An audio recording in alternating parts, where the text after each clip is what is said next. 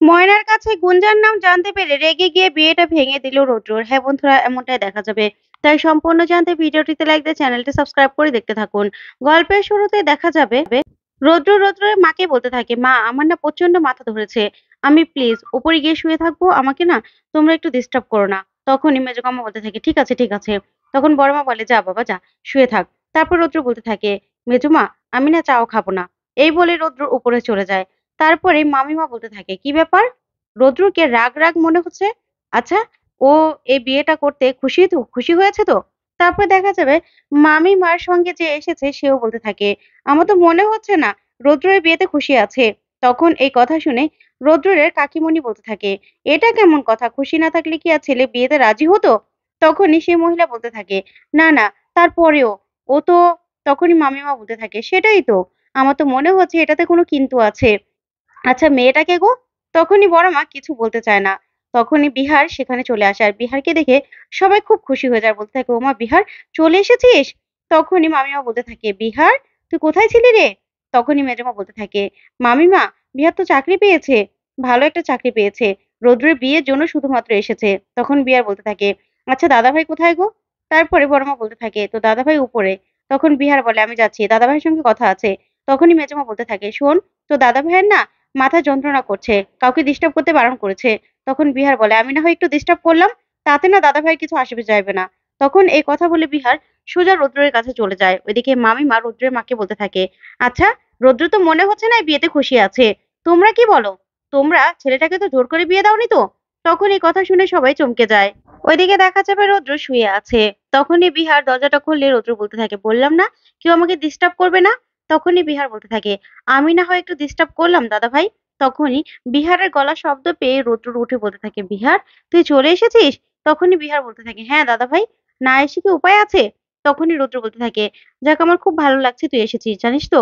তখন বিহার বলতে থাকে, কিন্তু তুই আমাকে এটা বল, তুই এটা কি করলি দাদা ভাই? কি করলি তুই?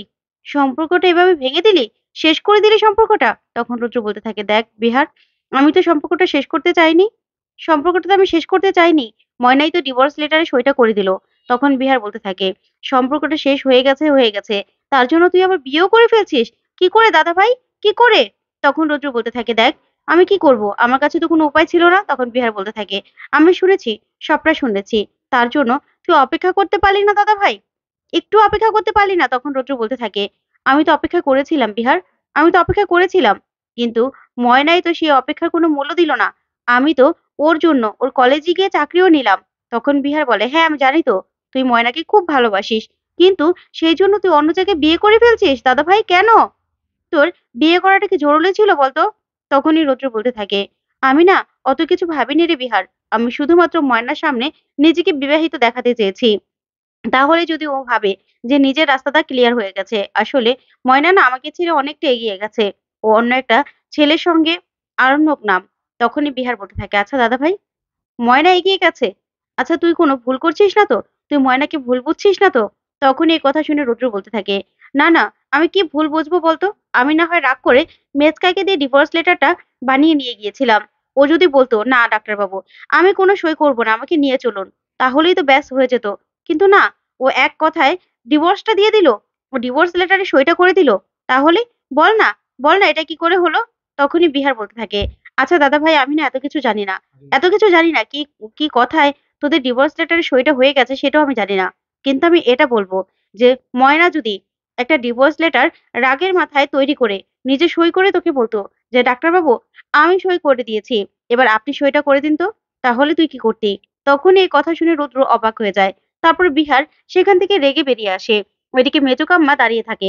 তখনই বিহারকে দেখে বলতে থাকে, এই বিহার, তোর বড্ড কথা ফুটেছে না? তোর এত দরকার ছিল কি রে রুদ্রকে এই নিয়ে কথা বলার?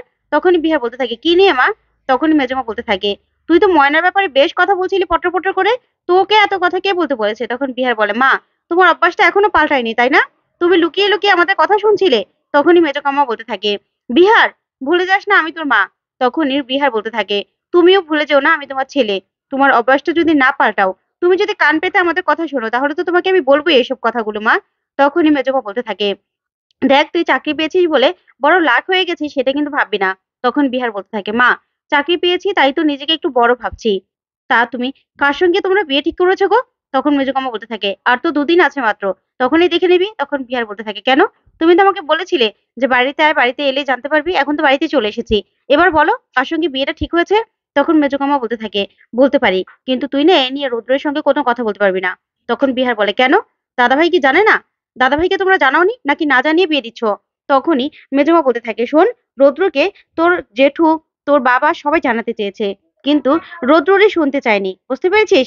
তাই ওকে আর জানানোর প্রয়োজনই নেই। তখন বিহার বলতে থাকে, মা তুমি কি বলছো? বাবা জেঠু জানাতে চেয়েছে, বড়দা ভাই না হয় শুনতে চাইনি, তো আমি শুনে বড়দা ভাইয়ের সঙ্গে সেই নিয়ে আলোচনা করলি বা সমস্যাটা কি? কি সমস্যা? আমি তো কোনো কিছু দেখতে পাচ্ছি না। তখনই মেজমামা বলতে থাকে, শোন, ও যখন জানতে চাইছেই না, তাহলে তো জানানোর কোনো দরকার নেই। তোকে আমি যেটা বলেছি সেটা শোন। তখনই বজ্র বলতে থাকে, তাহলে মেয়েটাকে বলো তো। তখনই মেজকামা বলতে থাকে, গুঞ্জা। যা শুনে বিহার রেগে যায়, বলতে থাকে, গুঞ্জা? তখনই মেজকামা বলতে থাকে, হ্যাঁ, তুই না একদম বলবি না রুদ্রকে কিছু। তখনই বিহার বলতে থাকে, আচ্ছা, গুঞ্জার সঙ্গে তোমরা বিয়ে ঠিক করলে, দাদাভাই কি রাজি হবে? কোনোদিনও রাজি হবে না। না। তখন মেজকামা বলতে থাকে, দেখ বিহার, সেটা নিয়ে না তোকে ভাবতে হবে না, তোর বাবা জেঠু আছে, তারাই বুঝে নেবে, বুঝতে পেরেছিস? তখন বিহার বলতে থাকে, শোনো, দাদাভাই তো আর চোখে পট্টি পরে বিয়েটা করতে যাবে না। যখন গুঞ্জা দিদিকে দেখবে, তখন কি বিয়েটা করবে? বিয়েটা করবে না তো। তখন মেজকামা বলে, শোন, তোকে না এইসব নিয়ে ভাবতে হবে না, তুই না এগুলো নিয়ে একদম বাড়াবাড়ি করবি না, বুঝতে পেরেছিস?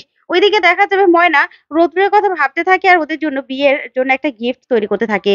তারপরে গিফটে লেখা থাকে, ডাক্তারবাবু এবং গুঞ্জা দিদি শুভ বিবাহ। তখন এই কথাগুলো লিখে ময়না খুব কষ্ট পেতে থাকে আর রৌদ্রের কথা ভাবতে থাকে। এদিকে রৌদ্র বসে বসে ময়নার কথাগুলো ভাবতে থাকে আর বিহারের বলা বলা কথাগুলো ভাবতে থাকে আর খুব কষ্ট পেতে থাকে। ঠিক তখনই ময়না নিজেদের হোস্টেলের নাম্বার থেকে ফোন করে। তখন রৌদ্র হোস্টেলের নাম্বার দেখে বলতে থাকে, এটা ময়নার হোস্টেলের নাম্বার না? তারপরে ফোনটা রিসিভ করলে ময়না বলতে থাকে, আমি ময়না কইতাছি। তখনই ডাক্তারবাবু বলতে থাকে, হ্যাঁ বলো, কেন ফোন করেছো? তখন ময়না বলতে থাকে, ডাক্তারবাবু, শেষবারের মতো আপনার একটা অনুরোধ করতে পারি? তখনই দেখা যাবে রৌদ্র বলতে থাকে, কি অনুরোধ? তখন ময়না বলে, শেষবারের মতো আমার সঙ্গে আপনি দেখা করবেন একটিবার। তখন রৌদ্র বলতে থাকে, কেন? আমার সঙ্গে তোমার কিসের দেখা? তখনই ময়না বলতে থাকে, হ্যাঁ, আপনারা অনুরোধ করতেছি, আপনি আমার লগে একবার দেখা করবেন। আসলে কালকে থেকে তো আপনি ব্যস্ত হয়ে পড়বেন, কালকে আইবুড়ো ভাত, পরশুদিন বিয়া, তাই তো বাড়িতে পারবেন না। তাই আজকেই না, সময় আছে, আজকেই আমার সঙ্গে একটু দেখা করুন। তখনই এই কথা শুনে রৌদ্র চমকে যায় আর বলতে থাকে, আমার সঙ্গে তোমার কিসের কথা? তখন ময়না বলতে থাকে, সেটা না হয় দেখা হলে বলবো। তারপরে ময়না ফোনটা রেখে দিলে রৌদ্র বলতে থাকে, না, আমি কিছুতেই যাব না। কেন দেখা করবো ওর সঙ্গে? কিছুতেই দেখা করবো না। তারপর দেখা যাবে সন্ধ্যাবেলা সবাই মিলে গোলট করতে থাকে। ওইদিকে রৌদ্র রেডি হয়ে যায়। রেডি হয়ে একা একা দাঁড়িয়ে দাঁড়িয়ে ভাবতে থাকে, না, ময়নার সঙ্গে আমি কিছুতেই দেখা করবো না, কিছুতেই না।